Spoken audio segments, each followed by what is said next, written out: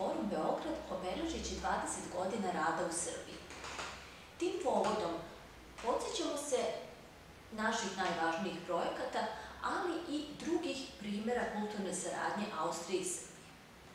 Sada već davne 2001. godine srpska umetnica Milica Tomić priredila je u okviru manifestacije Wiener Festwochen u Beču u Kunstlerhausu performans. Glavna protagonistkinja ovog performansa bila je turbo folk ikona 90. godina, pevačica Dragana Mirković. Cilj ovog performansa, po rečima umetnice Milice Tomić, bio je pre svega da ukaže na fenomen turbo folka, kao na možda najautentičniji doprinos srpske kulture globalizmu.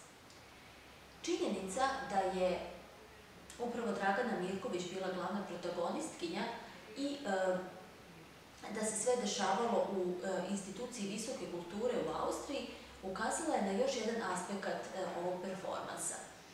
Naime, to je možda prvi put da je, iako brojna, do tada nevidljiva populacija gastarbajtera u Beču dobila na vidljivosti.